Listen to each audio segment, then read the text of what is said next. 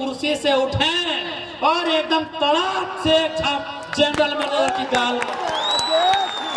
गुरु जी का प्रमुख आंदोलन था डुगडुगी बजाओ, डुगडुगी बजाओ। और जमीन अपना जो महाजन लोग लिया है, जमीन अपना जो सूदखोर लोग लिया है, जमीन अपना जो सामंत लोग लिया है, उससे जमीन ले लो। तो हेमंत दादा जो जमीन कंपनी लिया है जहां यूज नहीं हुआ है, 101 धारा के तहत वापसी करने का अधिकार राज्य सरकार का है, चुपचाप वापसी करा। ये अब नारा नहीं लगेगा कैसे लिया झारखंड। अब सवाल ये होगा क्यों लिया झारखंड, किसके लिए झारखंड। हमारे में कितना हमारे में, हमारी संख्या उतनी है जितना गोली नहीं है। और आपको मालूम है ना, सुनील महतो को मारने के लिए आपको 12 गोली खर्च करना पड़ा था। यानी हमारे एक बेटे को भी मारना है तो 12 गोली खर्च करना होगा, उतना गोली भी नहीं है आपके बंदूकों में। इसलिए हम मानते हैं कि हम विगत 20 सालों से डिफेंसिव हो गए हैं, तो इसका मतलब ये नहीं कि हम दोबारा एग्रेसिव नहीं हो सकते। हाँ मानते हैं कि हमने समय के साथ कुछ पल के लिए समझौता कर लिया है। अब हम आंदोलन से, आक्रामकता से कभी कभी समझौता कर जाते हैं, लेकिन याद रखिएगा सवाल यदि अस्तित्व से आके टकराएगा, सवाल यदि अस्मिता से आके टकराएगा तो हम किसी से भी मुकाबला करने को तैयार हैं। तैयार है ना? ये आने वाले जेनरेशन के लिए लड़ाई है। आज आप देखिए हमारा सोना झारखंड कहां है, किस हाल में है, किस परिस्थिति में है। ये लड़ाई, ये संघर्ष ये आने वाले जेनरेशन के लिए है। आज हमारे रोजगार की स्थिति क्या है, आज हमारे किसानी की स्थिति क्या है, आज हमारे शिक्षा की स्थिति क्या है, आज हमारे स्वास्थ्य की स्थिति क्या है, आज हमारे झारखंडी भाई और बहनों की स्थिति क्या है। ये अस्तित्व की लड़ाई है। आप ऐसा नहीं है आप पूरे भारत में चले जाएं, आप पूरे दुनिया में चले जाएं, हर एक जगह उद्योग बने हैं, हर एक स्थान पे कल कारखाने आए हैं, खुले हैं, लेकिन झारखंडियों के साथ जो दुर्व्यवहार हुआ है वो पूरी दुनिया में, ब्रह्मांड में किसी के साथ नहीं हुआ है। आज निर्मल दादा के साथ साथ हम गुरुजी को भी याद कर रहे हैं। कुछ ही दिन पहले गुरुजी हमारे बीच अलविदा कह के चले गए, लेकिन आज गुरुजी के बेटे माननीय हेमंत सोरेन जी मुख्यमंत्री के रूप में काबिज हैं।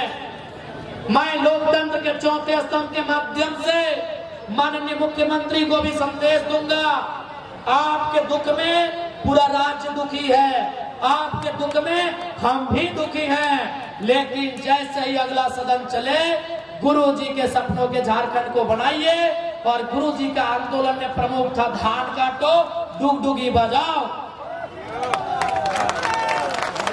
गुरुजी का प्रमुख आंदोलन था डुगडुगी बजाओ, डुगडुगी बजाओ। और जमीन अपना जो महाजन लोग लिया है, जमीन अपना जो सूदखोर लोग लिया है, जमीन अपना जो सामंत लोग लिया है, उससे जमीन ले लो। तो हेमंत दादा जो जमीन कंपनी लिया है जहां यूज नहीं हुआ है, 101 धारा के तहत वापसी करने का अधिकार राज्य सरकार को है, चुपचाप वापसी करा। धारा 101 के तहत यदि उस भूमि में परियोजना नहीं आई है, उस योजना का संचालन नहीं हुआ है और 5 साल से ज्यादा का समय बीत चुका है, उस जमीन में रैयत के पक्ष में राज्य सरकार धारा सेक्शन 101 के अनुसार भूमि वापस करा सकती है। जो लड़ाई गुरुजी की थी, जो लड़ाई निर्मलदा की थी, वही लड़ाई तो आज भी है। आज भी जमीन की लड़ाई है, आज भी खेत खलिहान की लड़ाई है, आज भी 1960 से चले आ रहे चांडिल डैम की लड़ाई है, आज भी डिमना डैम की लड़ाई है, आज भी सरायकेला जमशेदपुर में जिन उद्योगों ने हमारी जमीन लिया है उसके बदले मुआवजा नौकरी देने की लड़ाई है, आज भी वही लड़ाई है। इसलिए माननीय मुख्यमंत्री महोदय 100 के बाद जब सदन चले, आपको चाहिए गुरुजी के सपनों के दिशा में राज्य की सरकार को बढ़ना चाहिए और इस राज्य के हितार्थ के लिए नियम कानून आपको बनाना चाहिए। मैं के चौथे स्तंभ मीडिया के माध्यम से विधायिका के अंग यानी माननीय मुख्यमंत्री आपके नेतृत्व की सरकार को ये संदेश देना चाहूंगा। आज जिंदाबाद जिंदाबाद। बड़ा दुख लगता है जब हम अपने पूर्वजों को श्रद्धांजलि देते हैं, जब उनके शहादत दिवस पुण्यतिथि के कार्यक्रमों में श्रद्धांजलि देते हैं, आज भी ये मन कहीं ना कहीं कचोटता है कि राज किसके लिए बना। उन मंचों में खासकर ये नारा गुरुजी और निर्मलदा के कालखंड से लगता था कि कैसे लेंगे झारखंड, जब ले लिया तो नारा लगा कैसे लिया झारखंड। नारा नीचे से लगता था कि लड़के लिया झारखंड, कट के लिया झारखंड, मर के लिया झारखंड। लेकिन आज सवाल उलट गया है। आज ये अब नारा नहीं लगेगा कैसे लिया झारखंड, अब सवाल ये होगा क्यों लिया झारखंड, किसके लिए झारखंड, क्यों लिया झारखंड, क्यों गुरुजी का संघर्ष, क्यों निर्मलदा का बलिदान, क्यों आज हर एक झारखंडी पूछ रहा है क्यों लिया झारखंड, किसके लिए झारखंड, आज हर एक झारखंडी पूछ रहा है। यदि हमारे लिए झारखंड तो टाटा में हम कहे नहीं है। आपकी जानकारी के लिए मैं बता दूं, इस राज्य के प्रथम राज्यपाल माननीय प्रभात कुमार जी टाटा के एनुअल फंक्शन में आए थे। जब वो आए, चूंकि राज्यपाल यानी एक बौद्धिक वर्ग, आप विधायक सांसद बन सकते हैं कम पढ़ लिख के, लेकिन राज्यपाल और राष्ट्रपति बनने के लिए थोड़ा होना चाहिए। राज्यपाल महोदय जब टाटा के कार्यक्रम में आए, कार्यक्रम के बीच में उनका एक छोटा सा सवाल था कि हम जानना चाहते हैं कि इन 100 सालों में, 100 साल होने में कुछ समय था शायद, क्योंकि राज्यपाल वो 2000 बने थे और टाटा 1907 से, यानी उनका एक छोटा सा सवाल था प्रभात कुमार जी का कि हम जानना चाहते हैं टाटा प्रबंधन से कि विगत 100 सालों में, 1 साल, 10 साल, 25 साल और 50 साल नहीं, 100 सालों में आपने कैसी व्यवस्था बनाई, आज कितने झारखंडी टाटा का वीसी बन पाए। वीसी यानी वाइस चांसलर नहीं, वाइस चेयरमैन।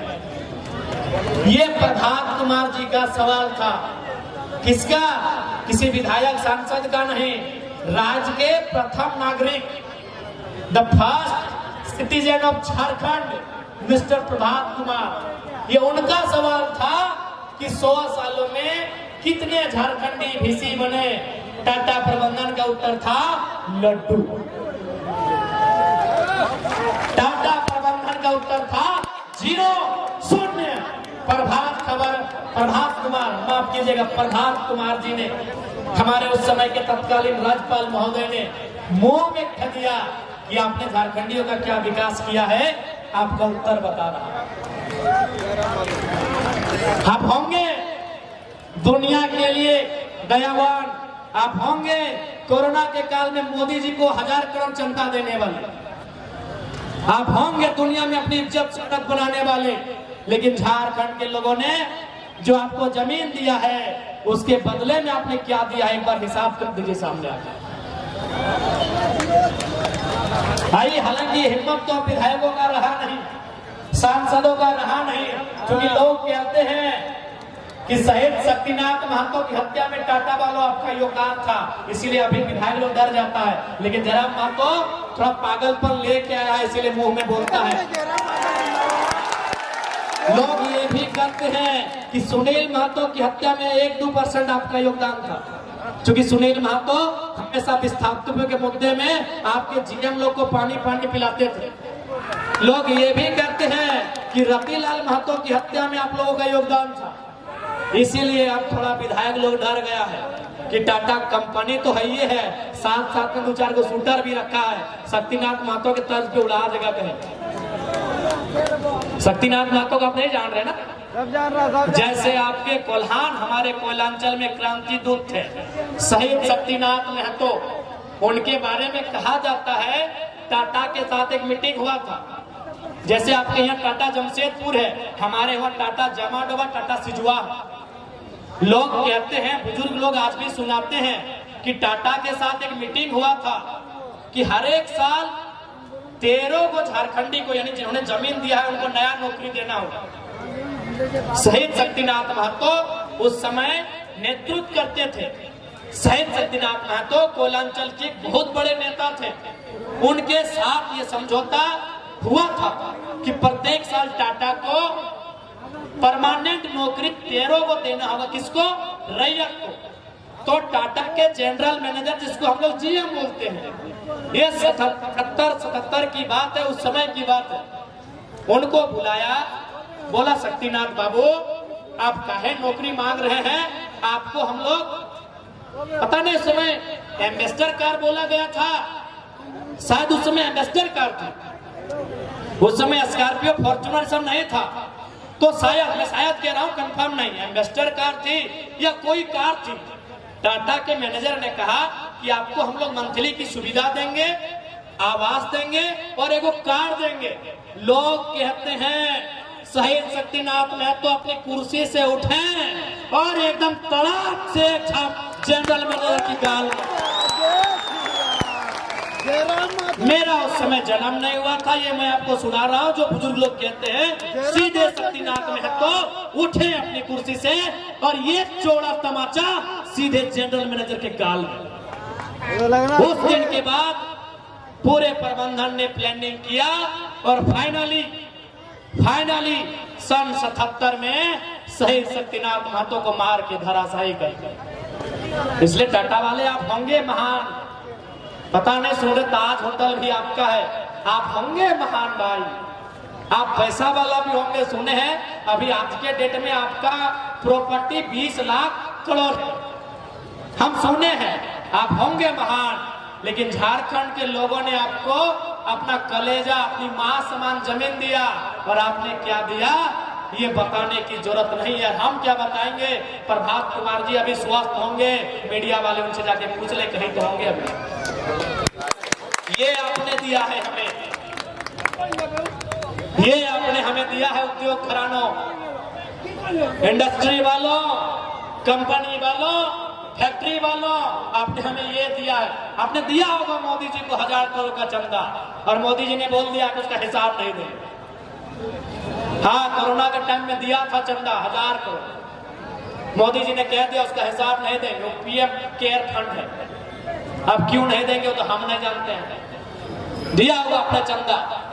लेकिन हमने आपको जो दिया हजारों हजार एकड़ जमीन, कितना में दिया पता नहीं, वो तो जमशेदपुर वाले जानते हैं कितना में जमीन दिया है। हम तो जानते हैं कि उधर का जमीन उस समय 30 पैसा डिसमिल, 50 पैसा डिसमिल, 1.5 रुपया डिसमिल और हार्डली 3 रुपया डिसमिल,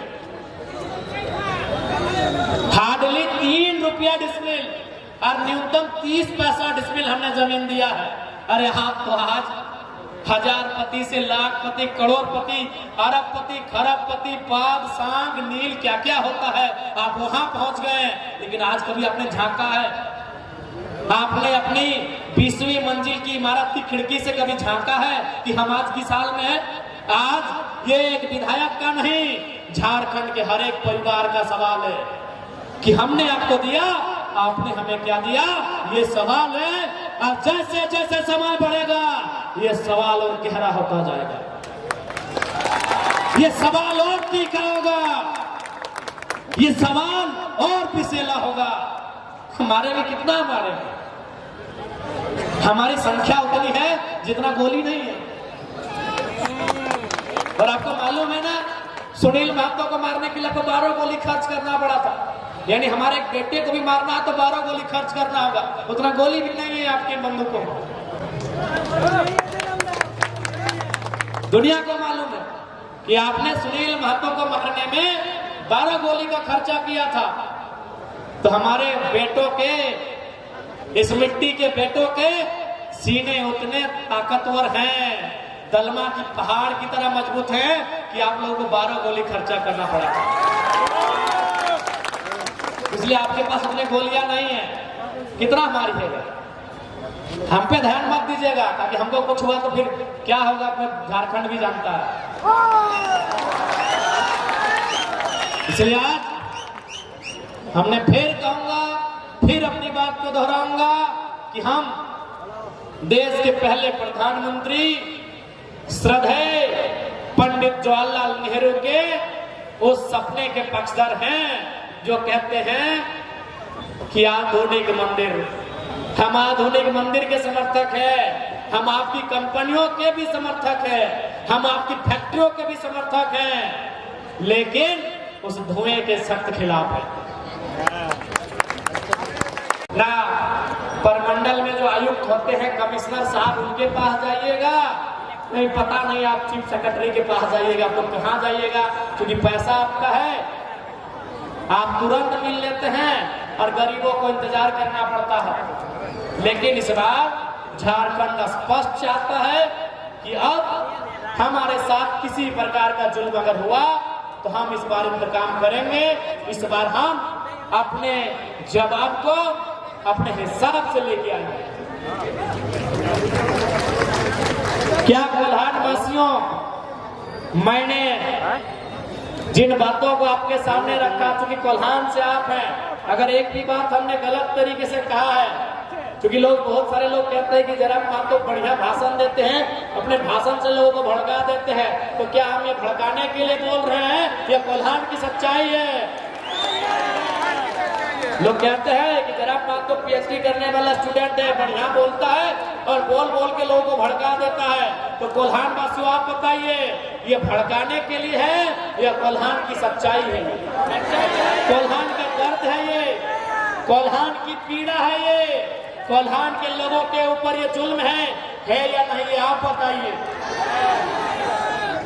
इसलिए आज निर्मलदा की शहादत की बेला, निर्मलदा की शहादत के 38वें वर्ष की बेला में आज आप सभी केवल उन्हें पुष्पांजलि देकर, नम आंखों से श्रद्धांजलि देकर ना जाए, एक संकल्प लेकर जाए। इस राज्य में व्याप्त जुल्म, व्याप्त करप्शन, व्याप्त आतंक, व्याप्त अन्याय के खिलाफ निर्मल की तरह सबल होकर लड़ेंगे। ये संकल्प लेकर जाइए, ये संकल्प लेकर जाइए।